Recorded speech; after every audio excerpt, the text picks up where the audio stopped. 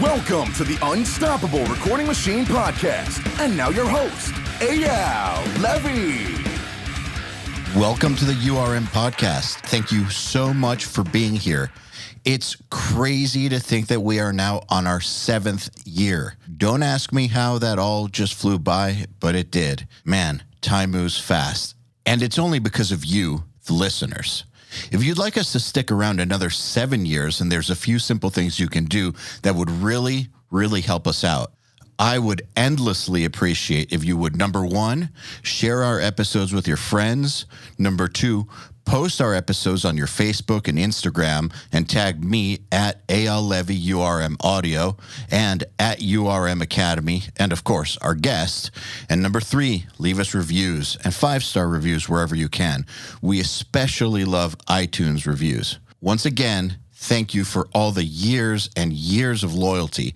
I just want you to know that we will never charge you for this podcast, and I will always work as hard as possible to improve the episodes in every single way. All we ask in return is a share, a post, and tag us.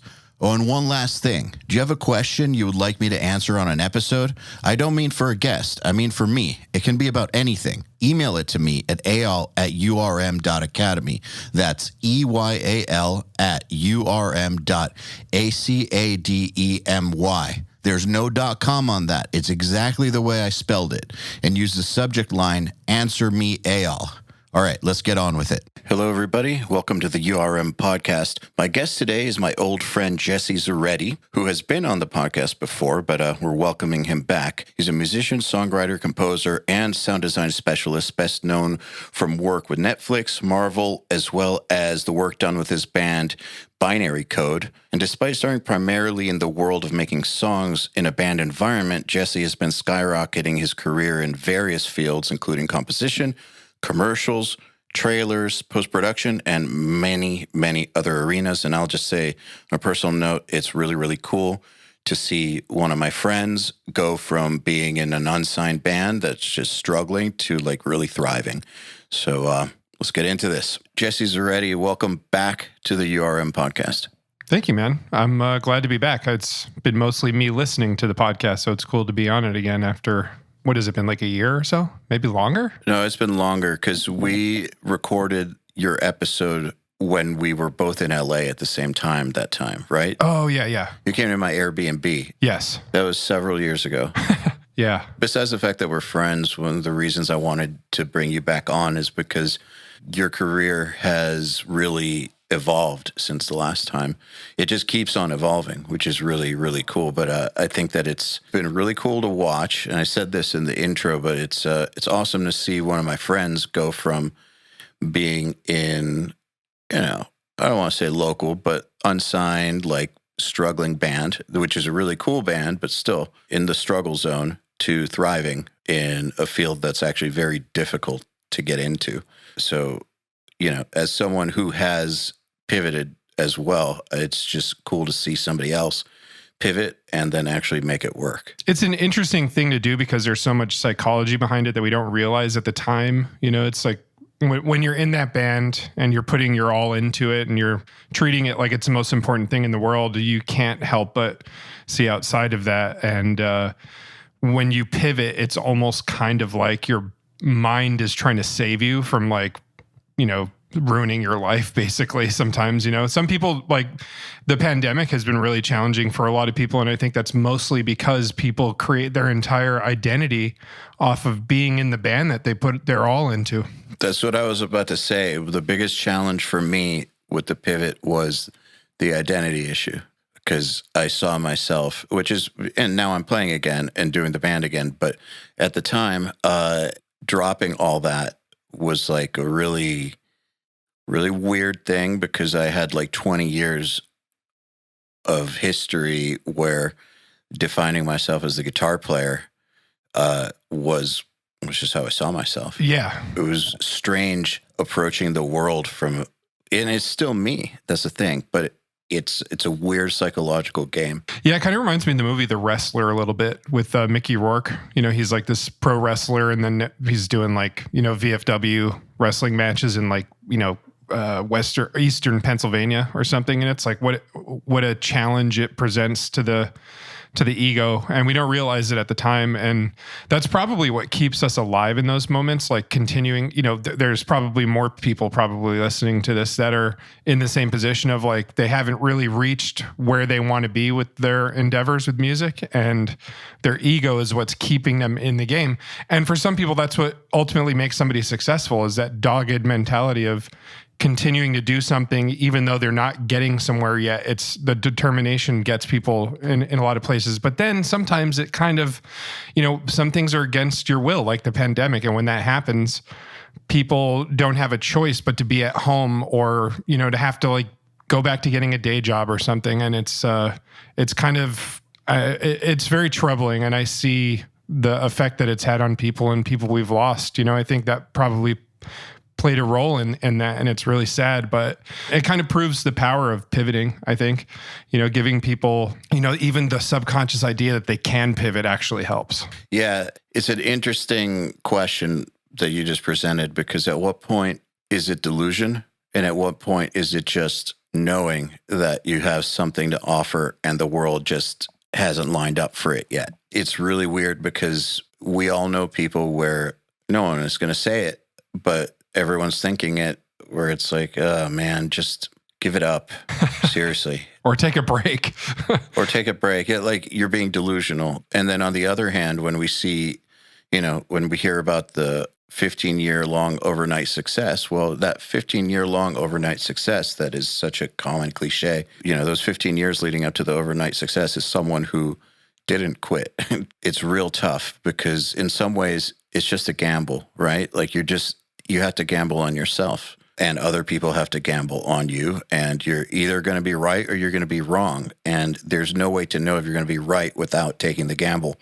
So it's a really, really tough thing. But that aside, I completely agree with you that the pandemic really fucked with people's heads in music, because their egos, and I don't mean this in a derogatory way, like calling people egomaniacs. I don't mean that at all. I'm just saying their egos and their identities prevented them from pivoting, because what they couldn't shake what they saw themselves as. And that proved to be very psychologically disastrous for many of my friends. Now, it's interesting that many other friends of mine, it didn't do that. They pivoted immediately, or they had already started their pivot before the pandemic. And everybody lost people during the pandemic. Everybody was affected badly. But these people who were able to pivot came out a little less scathed. I think we saw a lot of musicians turn into entrepreneurs during the pandemic too. People started thinking like, man, I got to have multiple spokes to my money wheel. I'm a really good, drum producer, so let me make a sample library. Oh, I'm a really good guitar impulse capture producer. Let me put something out. Or even just like coming up with different brands that are outside of music, like people who were thinking outside the box through that, they can still maintain their passion through music. It's just, they had to realize that like, man, this music industry is not easy to be a part of in the first place. This is making it harder. I need to be prepared for the worst case scenario, part 2, whatever that may be down the road. So it's been really interesting to see people take that opportunity. And then sadly, we saw people leave bands, and, some bands can't survive some of these members leaving.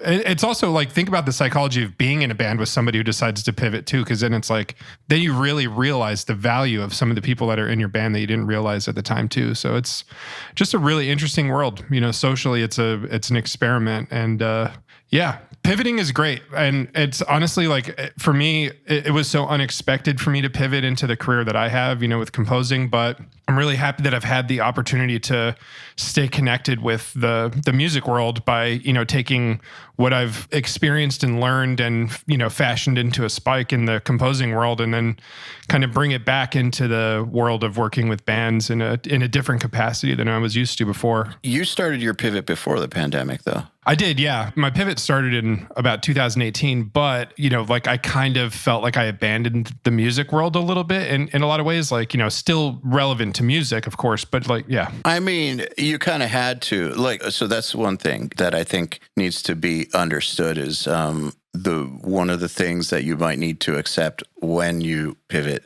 is that you might need to leave some things in the past, at least for a little while. I left guitar in the past for quite a while. I didn't think I was going to come back to it, but still, like in the big picture, I put it aside for a little while to get these other things started. And there's no way that I could have really gotten these other things off the ground if I was in music mode. I just couldn't. I had to put my all into these things. Now they're established and they still take a shit ton of work, but at least I'm not in the creating something out of nothing phase with them, so I can bring music back.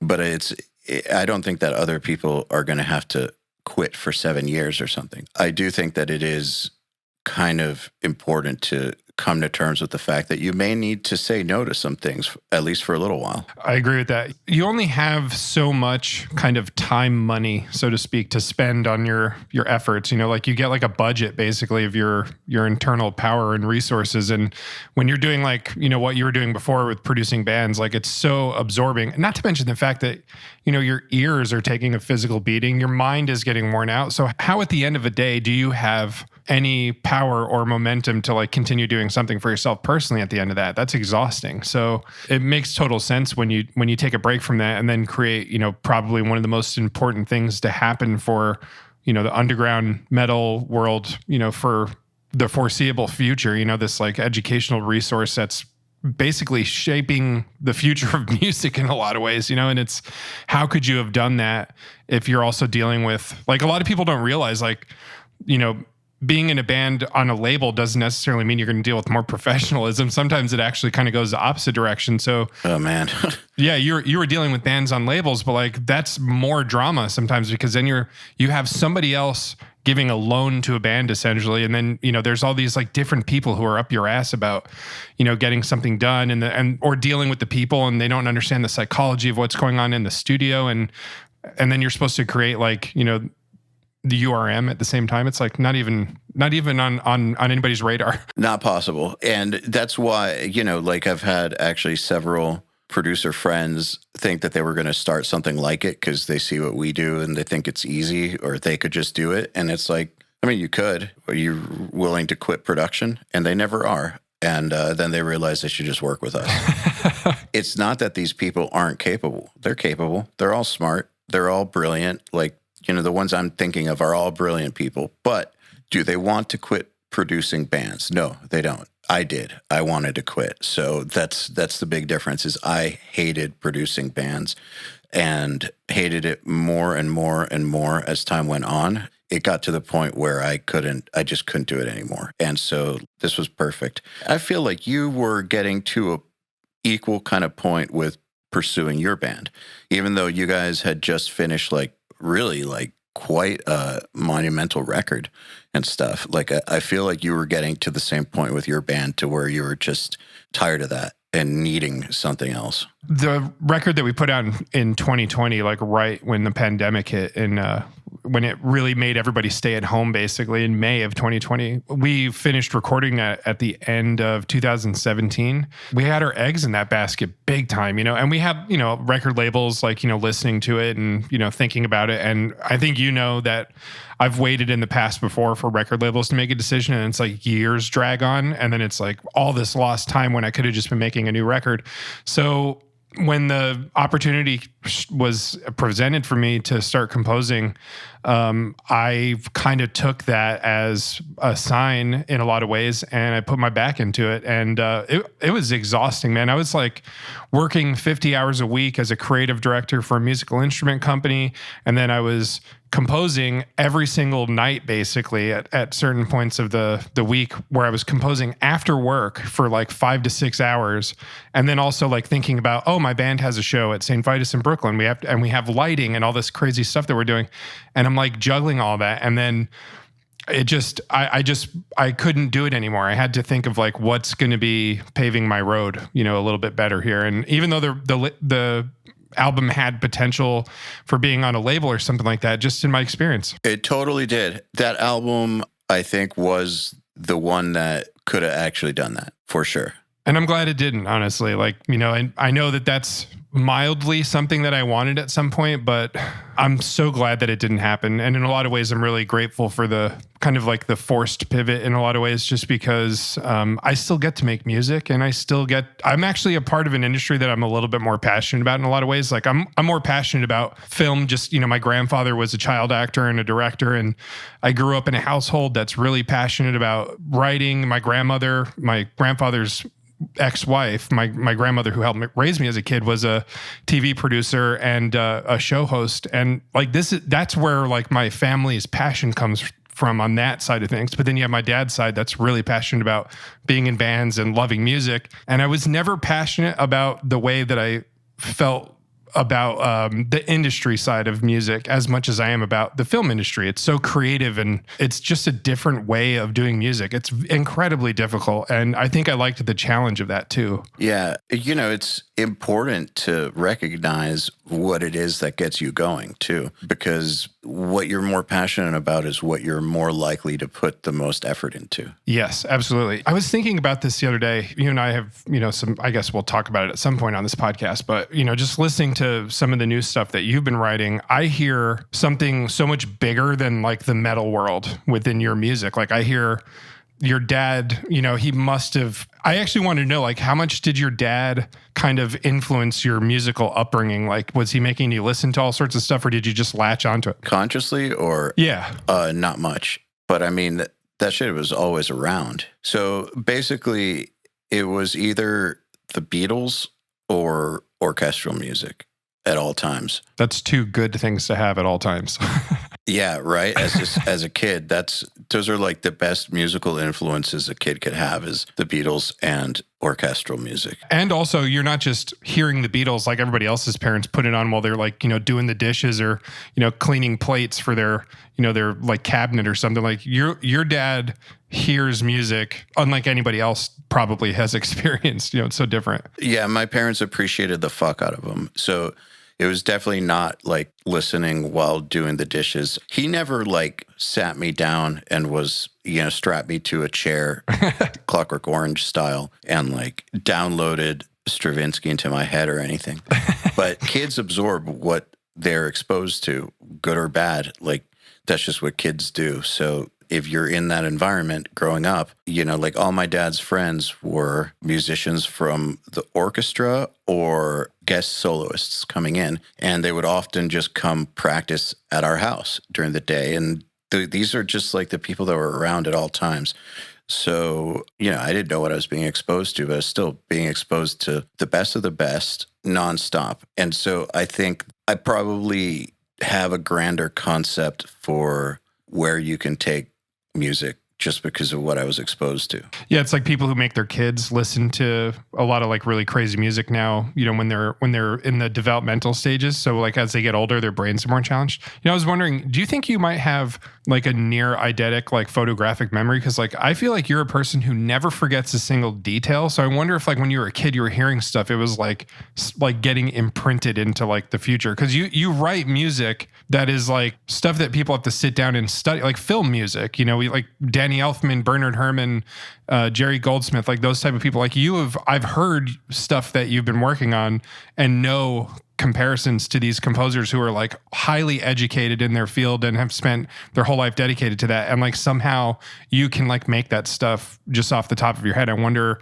if you have like a photographic memory in some way. My dad does. So he would memorize scores while watching a baseball game on TV and talking on the phone at the same time, just by like flipping the pages. And then it was so nuts that that's how he would memorize them. And then he would know everything that everyone was doing down to the measure number. So, he'd do that at night, and then the next day go to rehearsal and, tell principal flute that they're off on measure 115 or something. And without looking at the score. It's crazy. Nuts. I don't have that. Yeah, it's obscene, and I definitely don't have that. But maybe I have like some variation of it or like some underpowered version. It's definitely not like that.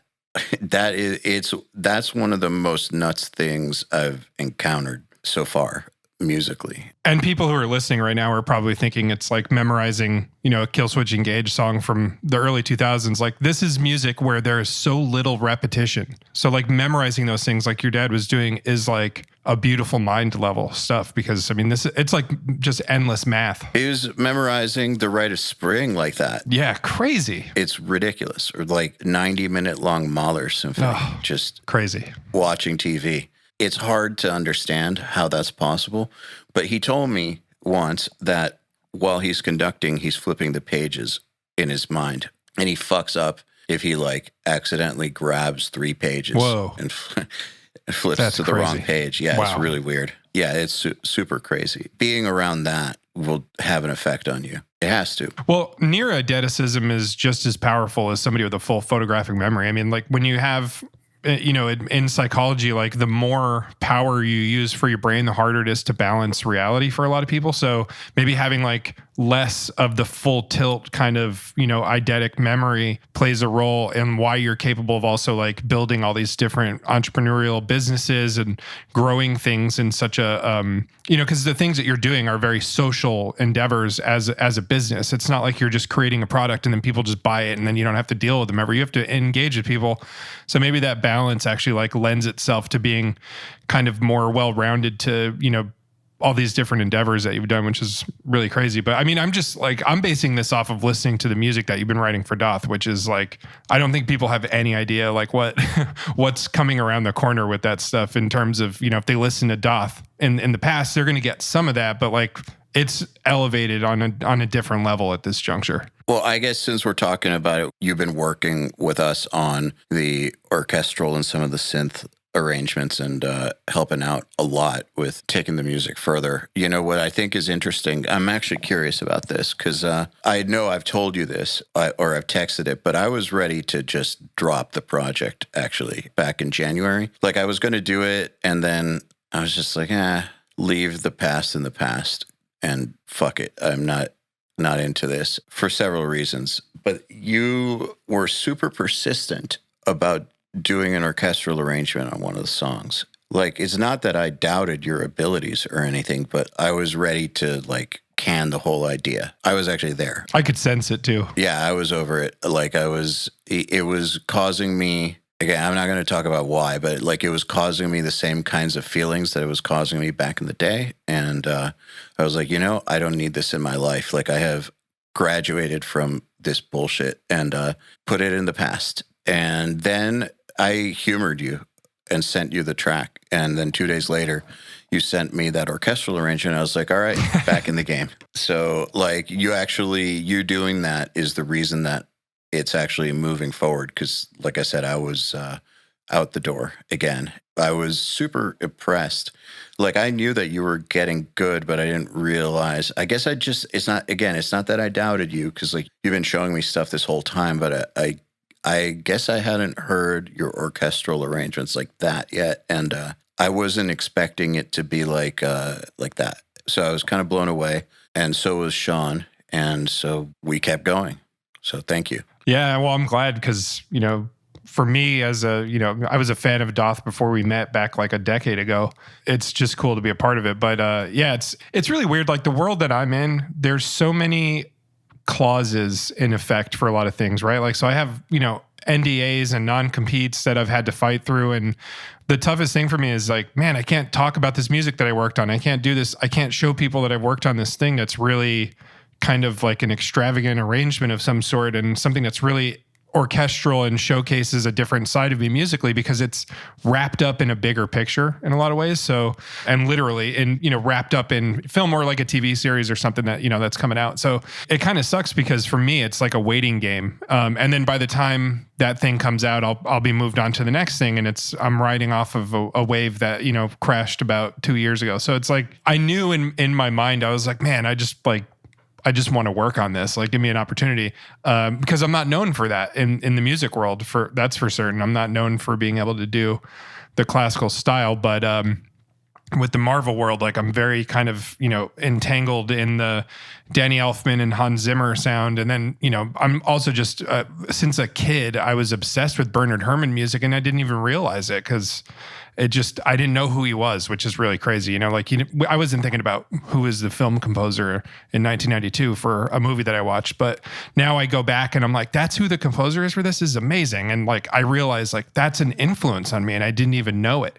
So it was cool to be able to like open that book for the Doth stuff that we're working on. And man, I can't wait for it all to come out. Like it's one of the more exciting things that I've been working on. And, I've been doing some pretty cool stuff this like last year, but there's something really special about this Doth stuff. It reminds me of how good metal can be when it's, done by experts, Well, thank you. As you know, we can't talk about who, but like the lineup and the team are elite for this upcoming stuff. I've like found the best of the best for everything, and I'm not taking chances. And so I didn't feel like working with you was taking a chance. But again, like you just said, a lot of what you do is in the shadows. And so I wasn't aware of your skill level with it. Now I am, but I'm glad you pushed for it. And I guess where I was going with this was the way that you were persistent with me. Is that how you're persistent about getting work now in like basically career wide? And do you attribute that level of persistence to how your career is going? Because you had brought it up several times over the course of months. You were not a punisher about it, but you didn't drop it either. You kept, like, that wasn't the first time you asked. That was like the fifth time. I told you that I was into the idea of giving it a shot, but I was also non-committal.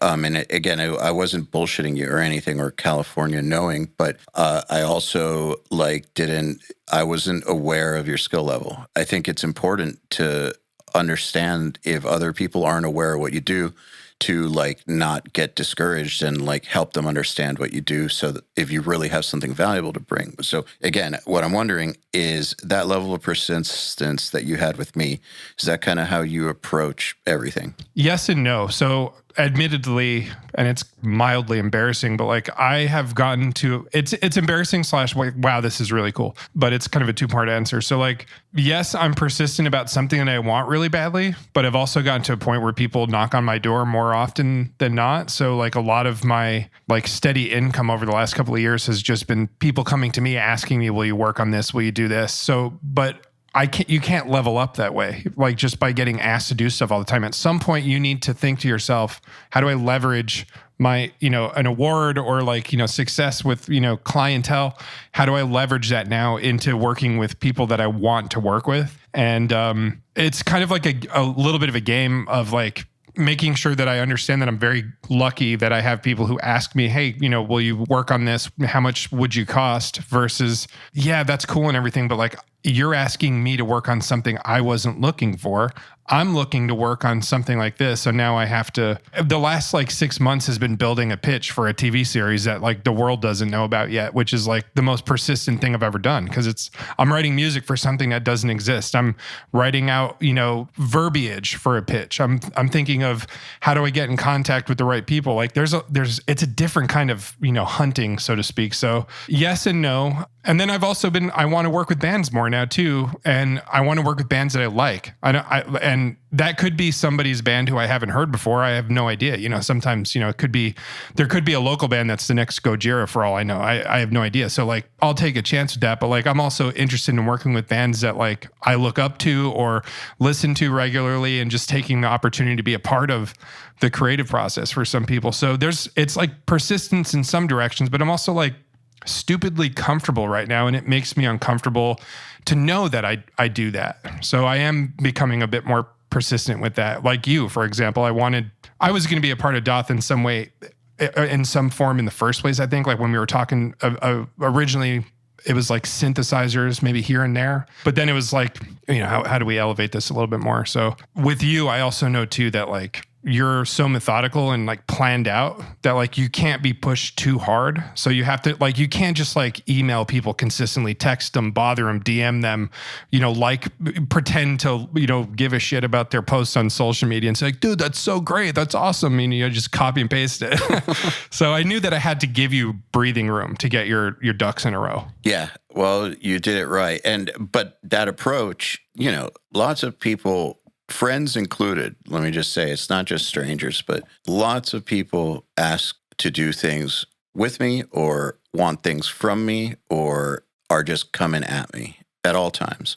And it's something where the grand majority of stuff I'm just not interested in. One thing I've learned is that music people will have an idea and get super excited about it and not think it through, and then are so excited about it that they'll try to put it into motion without having thought it through. And so lots of the stuff that I get asked for is half-baked, or it's just stuff that I'm just not going to do, like some rando asking me to like introduce them to Monty Connor or something. Like, it's just not going to happen. Like, forget about it. It's not happening. There's a way that like I will respond to people and actually consider things. And usually it's a combination of the person being persistent, me already knowing that they're not full of shit and actually good at something, and them being respectful of my time and process, basically. Yeah. And I think also too, I was genuinely interested in what you were doing with it too. So like that helps. Some people like they cast a wide net, they just reach out to a lot of people. I couldn't possibly advise against that more, just like reaching out to as many people as possible and then like, seeing, what shit's going to stick to the wall. Don't do that. Like find things that you're passionate about and then try and be involved in it somehow. And for you, it was like, I knew you were thinking about doing some stuff. You were like, yeah, I think I want to play guitar again. And I was genuinely interested in finding out. You lent me the fucking guitar. Thank you. Yeah, I did. Yeah, I sent you the Iceman. Yeah, it was just like, I wanted to know what was going on with it. Hey man, have you been working on music? Like what have you been working on? Because I want to hear it. And then, there's some other moving parts that I was like curious to hear, just as like, knowing that like I'm going to be involved somehow.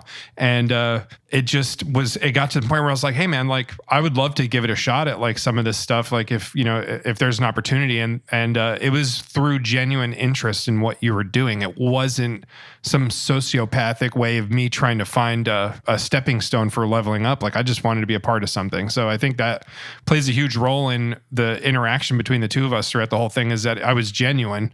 And I don't think a lot of people are, especially, in this day and age. There's a lot of kind of, narcissism kind of bundled up in this weird kind of social version of things through social media. And you have these people who are like just willing to tell anybody how much they love something just to get into something. And then when they do, they're done, and that's it. And that's not how I approach things. So I think that that's readable. I think people should take caution to that too, is that people who you're inquiring with are smarter than you think they are. So they know when you're bullshitting them, so to speak. Yeah, that's one of the things I dislike about NAMM, actually, is the amount of people who you talk to under those circumstances. Like, there's a lot of stuff I do like about NAMM. I don't think it sucks, but that's one of the things I dislike about it. And that's why when people ask me about networking, which they do all the time, and URM has a course called Career Builder where I did a whole section on it, and talk about two different kinds of networking, which is outcome-oriented and outcome-less, basically. And long story short is the outcome-less networking is the best kind, because you're not talking to someone trying to get something out of them. You're just talking to them, building a relationship, maybe, if it goes organically, but you're just talking to them. There's no hidden agenda besides talking to them. Networking successes have all come from that. They've never really been from, with very few exception, from like approaching a stranger with like, I want to get this from them. I'm going to schmooze them. It works every once in a while, but that's by and large my networking successes where like something tremendous has happened has been through relationships that have grown organically over time without without an outcome. Yeah, or expecting something, yeah. Exactly. Well, without expecting an outcome. Yeah, that's actually, so it's interesting that you say that. So my Aunt Celia, I think I've mentioned her to you before. Her and my Uncle Steve are financial advisors for theoretical physicists, and they wrote a book on how to build a career in science at one point. And one of the lines from the book is, if you're not networking, you're not working. And like, when that was said to me, I was like, I can't unhear that. That's like learning that Santa's not real. You know, it's like, oh man, if I don't put myself out there, then I'm basically not going to make money. One of the things that's really interesting, and this is more towards the film side of things, is you have to think about who you're trying to network with, right? And in the film industry or the music composer industry, there's this misconception of like who to be talking to. The easiest person that you can talk to in the film world is going to be other composers. That's also the person you don't need to talk to for the most part, you know, unless like you have a desire to like learn information from them. So, you know, if you want to like learn like, hey, how did you get to where you're at? What, you know, like what are some of your influences, like personal things? Otherwise, like, what are you going to do? You're going to network with people who are trying to get the same job that you're getting. So what we do in the film industry is you network with the other moving parts. You want to talk to film editors and music supervisors and filmmakers. The circle that I'm a part of more so now than when I was in the band world is a little different now, but I've had really high level people, like you've seen like Lorne Balfe or Hans Zimmer give the advice of like, you're a filmmaker. You're not just a composer. If you're not a part of the movie, then the movie is not going to be as good. There's very few movies with no music that actually matters. Like No Country for Old Men is a good example, but you're such an important role of the filmmaking process that you have to look at yourself as a filmmaker. So having a passion for cinematography, screenwriting, the acting side of things, and you know, the editing and the visual effects, all of these things actually make you more of an asset in that world. So I find myself more interested in talking to filmmakers, and some people are crossovers. Like Johan from Cult of Luna is a really good example. He's a director, and he and I've been talking about, you know, what he's been doing, because he's doing a lot of really cool stuff with film, and it carries over into his, you know, the Cult of Luna kind of stratosphere as well. But then you have other people who are, you know, from bands now entering into the filmmaking world as well. You have, you know, Trent Reznor's been doing it for a while. Rest in peace. Johan Johansson was another one who came from a band, and he did like Arrival and Sicario. There's a lot of people who are entering that world, and the reason why they're getting into it is because they're passionate about the filmmaking process. And I think that that's kind of something that could maybe carry over into the networking for producers and bands, is like, who do you want to be talking to the most? You know, you should be talking to the bands, but who else, what other moving parts are out there? I mean, it's also a side. Yeah, the labels. The labels. That's exactly what I was going to say. Labels are really important. Yeah, and A&R people. Labels, managers, yeah, totally. Those are the people you should be networking with. Yeah, you can't just limit it to networking with other producers and like building this whole network of other people who are, you know, all after the same thing. Like, it's not, that's like being in prison. Yeah, it's really funny. So in the URM group, we do this pay it forward thing every couple months where I encourage people to offer something to someone else in the group. And it'll be like, you know, stuff like I'll play session guitar on a track for the first 3 people that comment, you know, stuff like that. But the thing that has always made me laugh is when people say, I will mix your song. It's like, you're offering to mix a song for mixers. Like, that's not the point of this. That doesn't make any sense. You need to offer them something of value so that like you can start a relationship together. Like, maybe I will edit drums for you for an album for free. You know, that would be a good one if you're trying to get in with producers and mixers. But I will mix your song to mixers. It doesn't make any sense. And it's kind of along the same lines of what you're saying.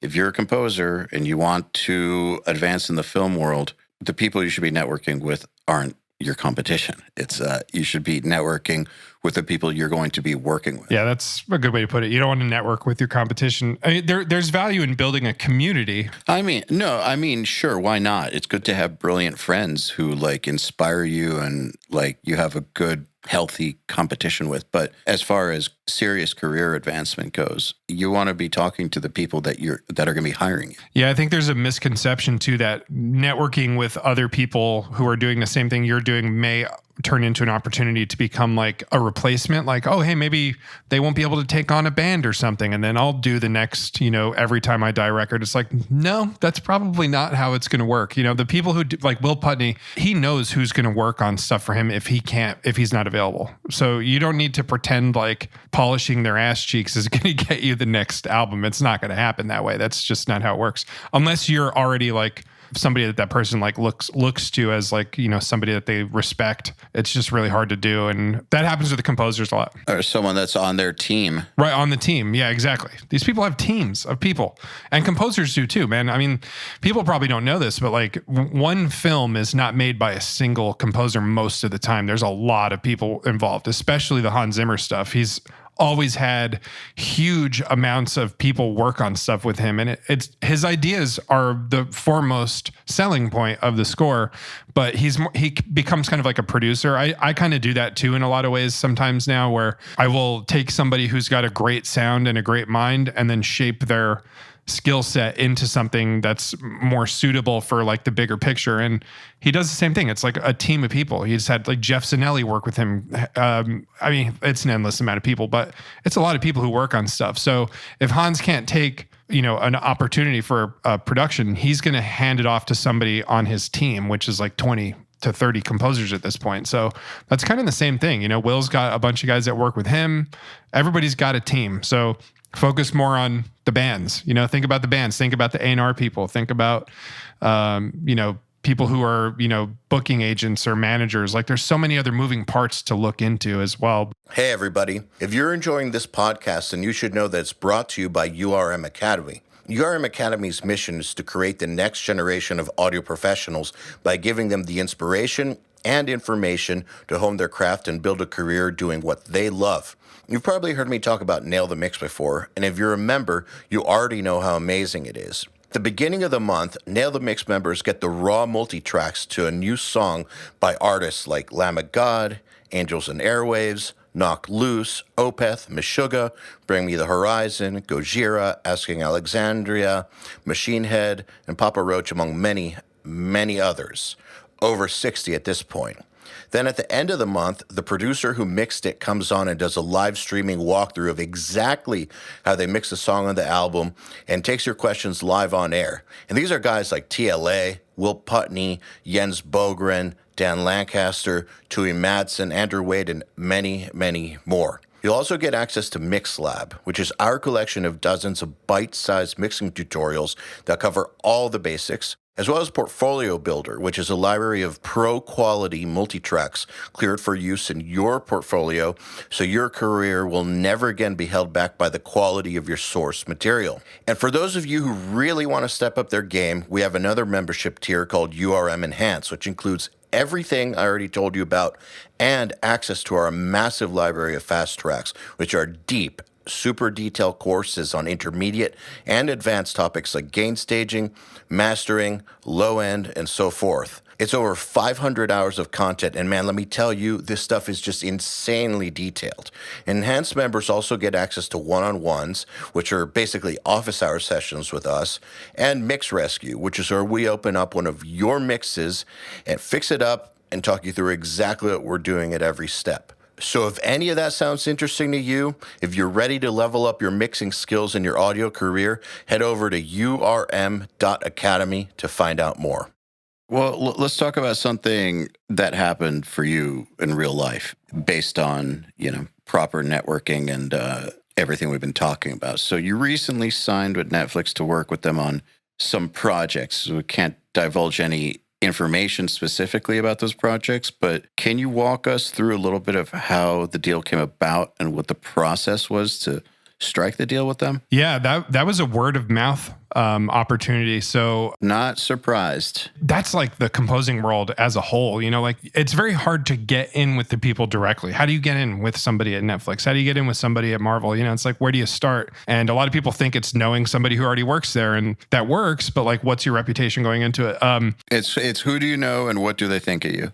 Exactly. Yes. And I spent so much time, everything like happens later too. So like you can't give up if it doesn't happen within like the first day or a week, right? So I put myself out there basically in person at an event in 2019 and became, just internet friends with a couple of people at Netflix based out of New Mexico. And it was just a long time of me genuinely finding the person interesting. And they don't really post a lot about productions that they're working on. It's more, personal life stuff. And we have a lot of similar interests. So seeing like posts about, old John Carpenter movies that I really liked a lot and, talking about Fellini movies, stuff like that. It was just an interpersonal dynamic. But then I also simultaneously was not posting about nonsense throughout that entire time. I wasn't posting bullshit that's irrelevant to myself. I was posting stuff about my wins, so to speak. So I was always posting music that was getting released by, so-and-so and, posting music and building my reputation with the people who are following me on social media. And at one point there just came a conversation of like, would you ever consider, working on a production like this? And I always find it so funny. It's like, do you not know like where I'm at in this life? Like right now, like I would kill to be on that production.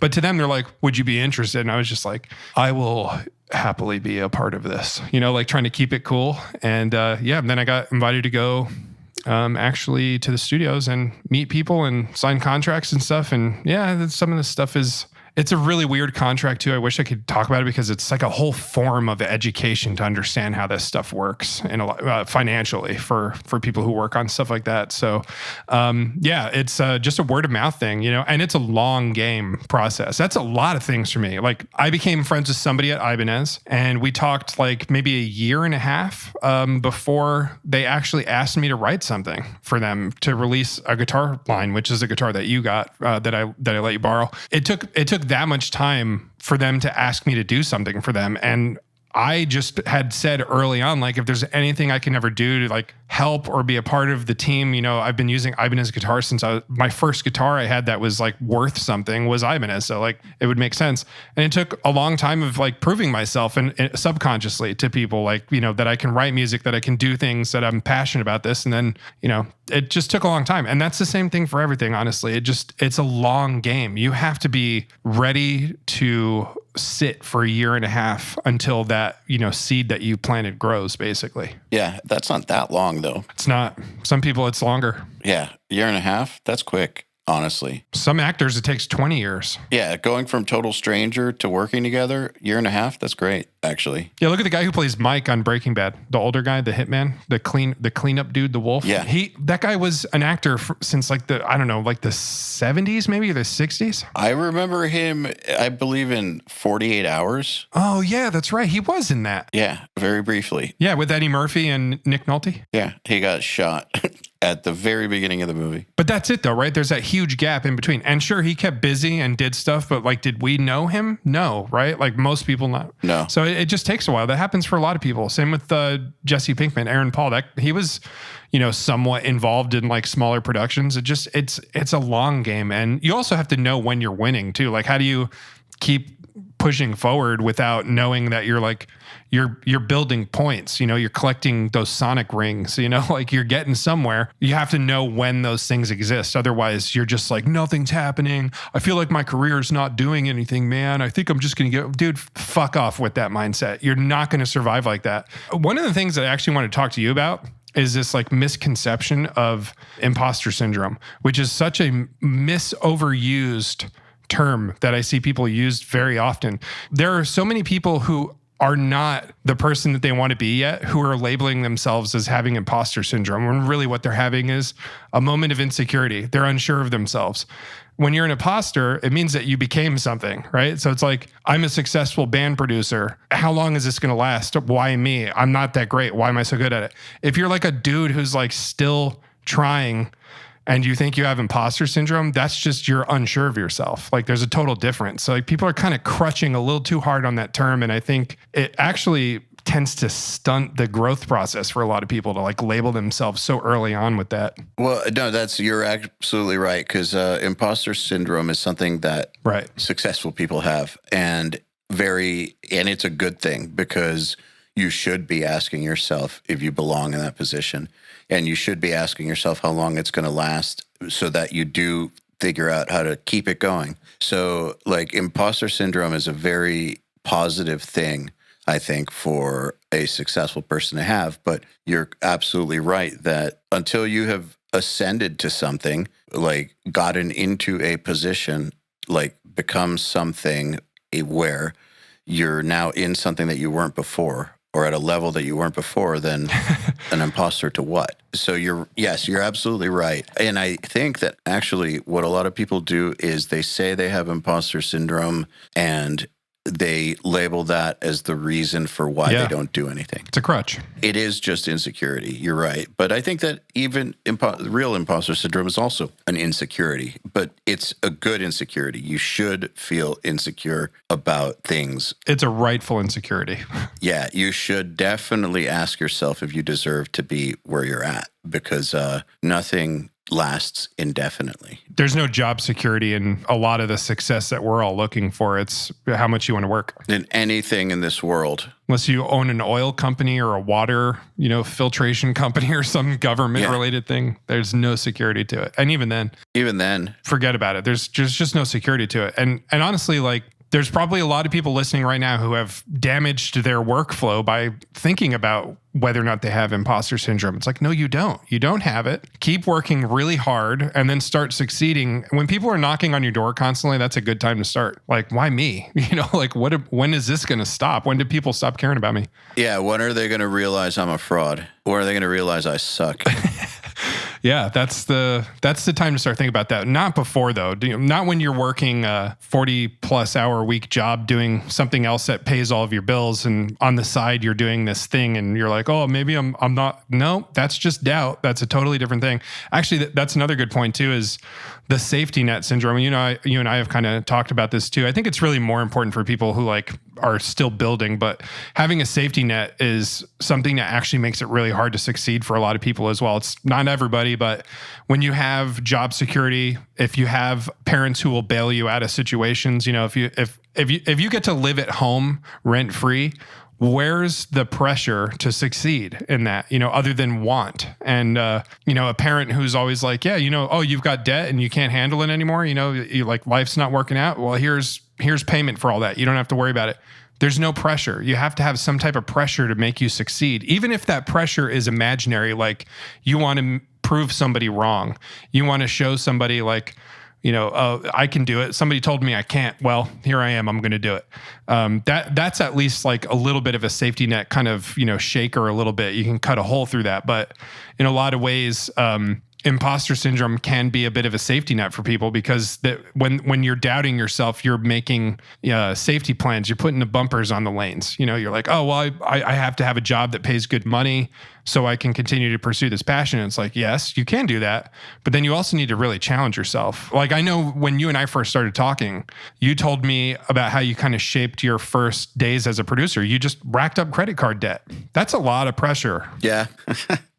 That was funny and fun. I took those student credit cards and just maxed them the fuck out. But then you had the pressure to do something with it. Absolutely. To be frank and honest, I kind of had to create my own pressure because I come from a successful family. So I didn't have the survival pressure that a lot of people have. Not to say that they would have just paid my way through everything, no. But still, the safety net with my family was definitely a real thing. And, it's one of those things that I would also give that for my family. I wasn't raised with this, and I don't believe in it, that if you have the means, why would you cut your kids off? Why wouldn't you try to give them everything you possibly could, if you're able to? Where my family came from was really horrible stuff. And so they kind of took that mentality of we're going to give next generation a better start than ours. So I had to create my own pressure, which wasn't hard to do because I'm fucked up. But it had to be there. So I have this insane drive to prove things to myself and to make things happen. It's this nonstop hunger for it. It's definitely coming from a fucked up place, and it's definitely from a pressure. And that pressure is a combination of things. It's not the standard thing, my parents kicked me out, or my parents cut me off. I have to make this work. It's this weird psychological thing, but it's definitely there, and it's always been there. And without that, I wouldn't have been able to do anything I've done. Yeah, sometimes you have to cut yourself off from your parents. Like you got to flee the coop and, create the pressure onto yourself. Like the hardest thing for me, and I think it's kind of a small lesson for those looking to level up, I guess, is when I saw the opportunity, to start composing with Marvel, it was just like, it was so safe at first. It was a lot of work, but it was safe. I was like, I still have a job. But I'm doing Marvel on the side. Maybe those things will build. Nothing built for me during that time. When I left my job. No, you have to need it. I left my job and removed the security. And then I was like, now I need to leverage this stepping stone, one of the biggest stepping stones in my career, and leverage that into more work. And it's just been basically, if I have to pay for bills, I pay for everything in my family is on me.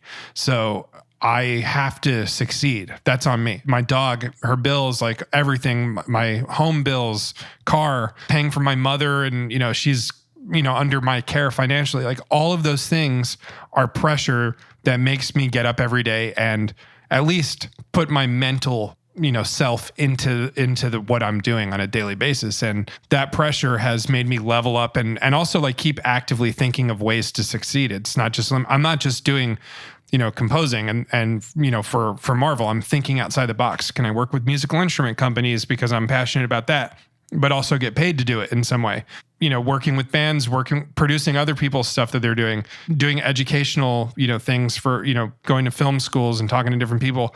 It's like, you have to always be thinking about something when you don't have a check that just shows up at your house every single week or month or whatever it is. Yeah, you have to need it. For some reason, somehow you have to find a way to need it. That's why I don't really believe in having a fallback plan, which is weird to say to people because most people aren't going to succeed in music. So to tell them to not have a fallback is frankly stupid for most people. But at the same time, everyone I know who has done well, at some point, either they abandoned the fallback plan or plan B, or they never had one in the first place. The vast majority of people I know who have done well are like that. You have to need it. Yeah, you have to do everything you can. I guess the hardest part that comes from that is when you start becoming successful, you have to know when to ask other people for help too, because you can't just be a one-man ship for all of eternity and be successful that way. You have to start figuring out when to ask other people for help. And that's something that I see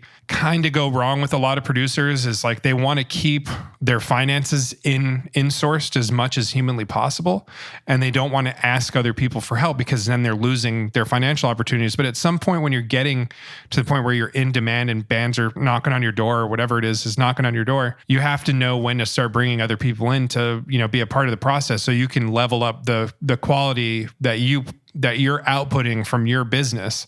And in a lot of ways, it's probably scary to do that. But I find that, like, for example, when Jens Bogren asked me to work on the new Amorphous record, he's like doing well enough where he can hire other people. He's got a whole team of people. Like he's got a fleet basically, right? So, but I don't think that he just got there by just doing it by himself the entire time. At some point he had to probably say like, I need help from other people, whether that's an assistant or, editors or whatever it is. And then that just builds. That's kind of something that people need to think about too, is like, think about a bigger picture is you're going to at some point need to let go of controlling all of that money and let other people help you make more, basically. Yeah, I find that a lot of people have trouble with that idea. And it's not just producers. Like I see that with entrepreneurs a lot. You see a lot of entrepreneurs try to do the solopreneur thing because like it's easier, you make more short-term money that way. But without having a team, your potential for growth is super stunted. Super stunted. And so, yeah, I've seen a lot of these solopreneurs just kind of hit this ceiling and not be able to go further because they're greedy. Straight up, they're just greedy. End of story, they're greedy. They didn't want to share the money with anybody. And so they didn't have the benefit of having multiple brains on the project. And you only get as far as you can get if it's just you. It's definitely limited. Yeah, that's a really good way to put it, actually. It's something it's hard to think about. Like I remember just about this time last year, I did a mentorship group And I had, I asked people a bunch of questions. I wanted to really vet the people who wanted to be a part of it because I had so many people ask me to be a part of it. And it was for film composers, aspiring composers. Yeah, I remember. Yeah. So like I made this really kind of rigorous questionnaire of like, if you have a wedding or a birthday or something, are you still going to take 15 minutes to show up to my meetings, regardless of what's going on? And, just check in and then you can go back to what you're doing. And if people put no, then they just didn't get into the mentorship group. And one of my kids in my mentorship group, who is also a URM kid from a year or so before that, he was following me on social media for a while and then asked to be a part of my mentorship group. He took such great advantage of the opportunity and proved himself to be an amazing asset to the composing world. And I'm kind of a solution-based composer where like I want the composing world to be better and more diverse. So I need to find people who can provide that as a solution instead of bitching about it on social media. So this kid who's Robert Bruckmayer, we call him Brucky, he was a part of my group. He's at the time 24 years old, living in Slovakia. On average, people in Slovakia make about $700 in a household per month. I heard that, and I also heard his potential and like heard how incredibly talented he was and how smart he was and interested. And I'm like, dude, I'm going to hire you as my assistant. And I didn't even think about it going into the mentorship group. It happened right towards the end of it. I'm like, I need to provide an opportunity to this kid because he's so incredibly talented. And I know that I'm going to lose money doing that in a lot of ways because now I'm paying somebody out of pocket. But he now, he's literally in the US right now. But you expanded your capacity to do work. Exactly. Yep. And I'm so glad that I did because he's literally in he hasn't flown out of his country before in his entire life. And he literally landed in Atlanta a couple of days ago at the international airport.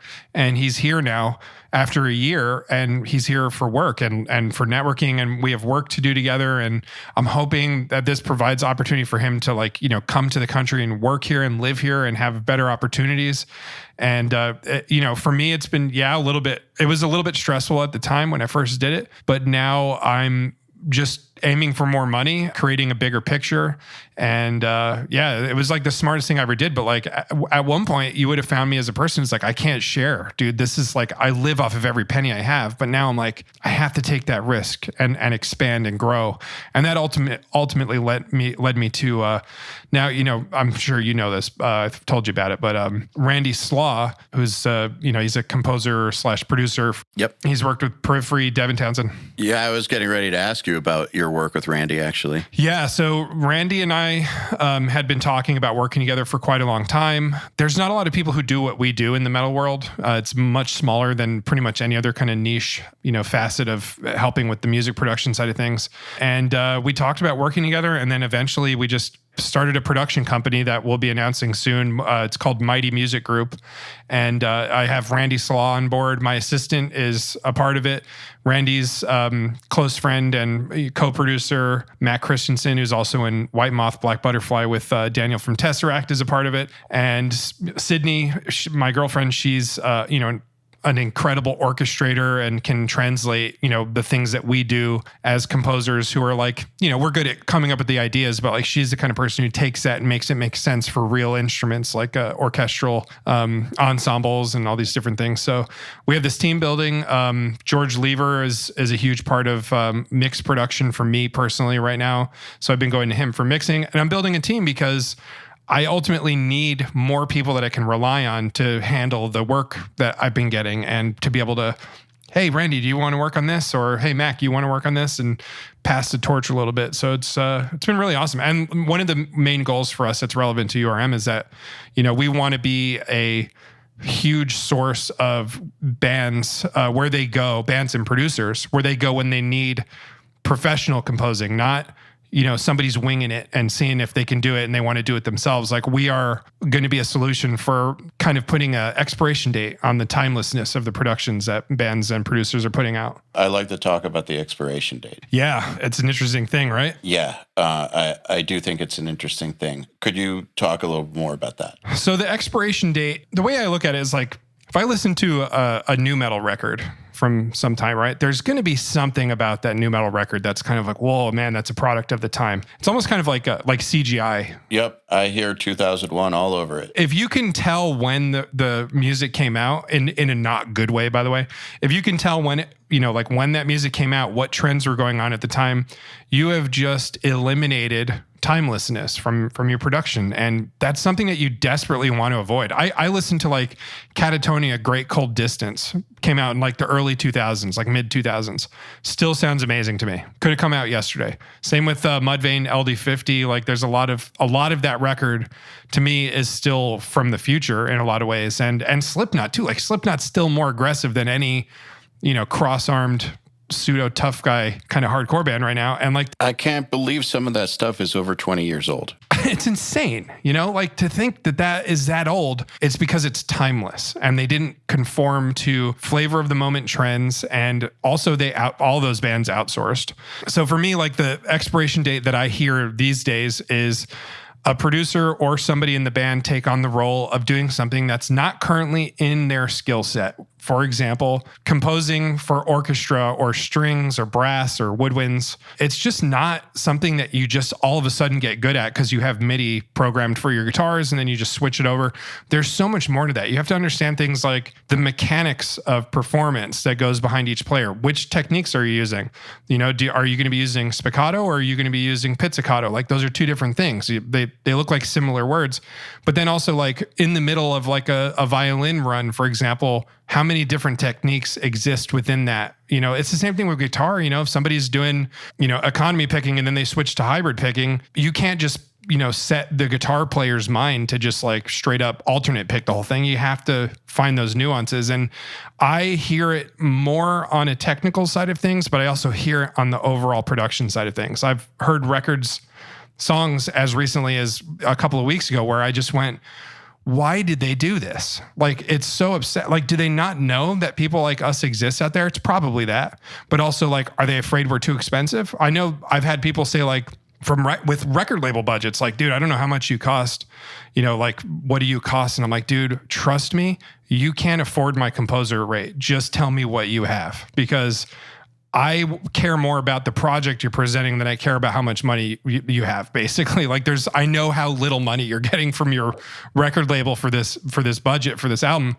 So for me, it's like, you just have to run the risk and ask, some people are in bands where it's like, you could be my next favorite band and I'd work on it for free. You have no idea. You don't know until you ask, but please, for the love of God, don't do it yourself. Like, don't buy Spitfire Albion 1 and then put the velocities at 127 and then just, cross over your MIDI from your guitar parts and put it over that. You're wasting your time because your goal for making music should be that you're going to make something that you can listen back to at some point down the road. If you're not doing that, then why are you doing it? And that's the expiration date. So there's not a lot of us that are doing it. So you just have to look for it. And, obviously I'm one of them.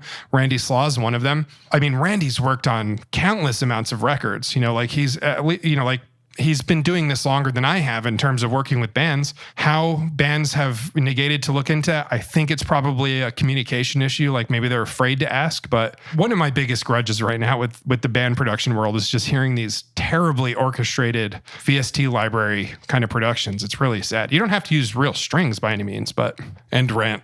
I know what you're saying. And I think that it's really important for people to know that people in metal, I don't know how it works in other genres, but in metal, yeah, people do need to make money. However, people will also do stuff that they think is cool for less money just because they think it's cool. Like the most expensive people I know will still do stuff on the cheap or even free if they think it's cool. Like they have to be getting something out of it. But in some cases, just thinking it's cool is enough. And what is something? Something to some people in the film world, a lot of the times, one of the big questions is, and I've seen people like Hans Zimmer respond to these questions, Jeff Zanelli, like really big name people will say, somebody will go, I got asked to work on this documentary or this film. It's a really cool documentary and really cool film. It's amazing. I'm really into it. I'm the perfect person for it, but they don't have a budget. And then, like, should I do it even if it doesn't pay? And then you'll get somebody like Hans Zimmer, like the king of this shit, will say, yeah, but like, what's the value to you? Are you passionate about it? Is it worth it because it's a great credit to your reputation? It's a good portfolio builder. It's something that you could be proud of and that you'd enjoy doing. And then if the answer is yes, then you just got paid. You got paid a ton in mental money. Like there's a huge return in that sense. And also points are huge too for a lot of people. Like all you need is a point. Give me 1 point on the record or whatever the amount is, or just tell people about the work that I did. That's payment. There's ways to get paid for a lot of people. It's funny because I agree with you completely. And you get a lot of producers that are like multimillionaires and older, been successful for a really long time, who tell young producers to never do anything for free. And they say how they'll never do anything for free. And it's like, dude, you don't remember what it was like to build your career. You've been rich for so long. Like, you're not in touch with this, and this is terrible advice. And I bet you did stuff for free when you were building yourself. At some point. Yeah, definitely. And I agree with Hans Zimmer about it. No one would approach him to do anything for free, I'm sure. But still, I agree with him. He's done stuff for free. I'm sure he has. Yeah, and not even like that long ago. I'm sure he has. Like, he doesn't need the money. He doesn't need it. I'm sure that at this point, he has to be into it. Oh, yeah. I mean, that's why he doesn't do a lot of productions. If you notice, he's not part of a lot of productions. He hands a lot off, but he works on stuff he's passionate about. That's the foremost, like Dune is a great example. He wanted to work on that and other opportunities came up at the same time. And he's like, oh God, I can't do all of this at the same time and do a good job at the very least. And he picked and he chose what he wanted to do. And I'm sure that money, is a great part of it. I'm sure they had the figures and everything, but it's something. I'm sure, but it's not like he needed the money. That's the thing, though. Right. Yeah, exactly. He wanted to work on something he's passionate about. It's kind of the same reason why it's part of the reason why he didn't do Tenet, as a matter of fact. Like that, we all expected him to do Tenet. It turned out to be Ludwig Göransson, which is, by the way, probably the coolest thing to happen over the last 10 years with new composers is him and that soundtrack. Like he knocked it out of the park. That thing is great. Yeah. And he changed the perspective of what composing can be. His, influence of Meshuggah and electronic music and all these different things kind of came all into one thing. And now we have something actually unique for once. It's a really interesting thing to think about. And, I know for me personally, you could kind of look at it like somebody who wants to be a drummer, a session drummer for a living. Sure, you could ask for money all the time, but like what happens if your favorite band in the world that inspired you to play in the first place asked you to fill in and it's just for one tour? I mean, are you going to like say no because they're not going to, pay as much money as you're used to getting from bands who are hiring you on a daily basis? Like you got to see the opportunity as value as well. Also too, I've been in situations where like you kind of do have to better call Saul it a little bit and be like, dude, just stick $1 in my pocket. I need to know that you're serious. Like you got to have a little bit of money for this budget, but you have to know when those are the opportunities for that. Because people sometimes, in order to take you seriously, need to pay you something. That's a conversation you and I had at one point. It's like, you got to get paid something sometimes. Sometimes, but not always. Everything's subjective. Again, it's a judgment call and a gamble. You have to assess each project for its individual merits. And there's things that are more valuable than money, I think, that you can get from a project. Like the reputation builder, the experience builder, the network builder. You can't buy that stuff. So if you're getting that stuff, maybe project is 0 up front, just points down the line or something, or nothing. But your experience, networking, and reputation points go up a lot. That's definitely worth it. And also, if you're not getting paid to be a part of something, you still have to act like you are getting paid. Like David Taro asked me to be a part of a project that, I really wanted to be a part of because it was fun. I wanted to work with Dave on something. I treated it like I was getting paid the same money I get paid from, Marvel or Universal. Like it's the same thing to me at the end of the day because I have to do a level 100 good job on something because that's my reputation that's on the line. There were moments where I was really frustrated. Metal people have a knack for squeezing a lot of notes into one little song and it's fucking exhausting sometimes. But like I spent so much time on it that I actually lost money working on another project. Like I had to pass it off, but I still treated it the same exact way. I had to put my all into it and I did it just out of passion. Like it was, it became something bigger than it actually ended up being, but the value was there for me. And I'm glad that I did it, but you still have to treat free or little money the same way that you treat anything. Because why do it if you're not going to? Yeah, I completely agree. And not just that, like doing a great job for Dave is good. There's a future in that. Yeah, the long game. Yeah, like that's something that that's definitely a long game. Just to kind of circle back, I think the moral of the story is play the long game. Yeah, absolutely. Yeah, I also like genuinely wanted, like, if I didn't do it, then I know what the alternative was going to be, right? That somebody in the band was going to do it. And I felt a moral obligation to, being a part of a change in that regard, where it's like, well, I, really can't take this on right now, but I really want this to come out good because like I want Dave to succeed. I want the guys in the band to succeed. So I had to do my best. And I wanted to be involved with it for a good reason too. Like I wanted it to come out good. And that's ultimately like kind of like what I want bands and producers to stop doing, like mostly is the insourcing. Why it's such a problem is because there's people like me. We're here to make things better. That's what the goal is. There's only so much production leveling up that can take place over the next couple of years to make music actually feel different. Like there are guys who are amazing at it. Booster's a great, he's a good example. Like he took Surreption and made their productions like absolutely flawless. And it's like a total level up. But at some point it's going to be like, what's the next step? What additional layers and environments can be added to these productions that's going to make it better? And that's kind of, I think the future of music is going to be like having experts in the synth and orchestra world come in to make things better. I agree. So yeah, and I think that's a good place to end the episode. I want to thank you for coming back on. It's always a pleasure. Yeah, absolutely, man. Thank you. And I know your listeners are going to shit when they hear your new Doth stuff. They're going to be creaming big time.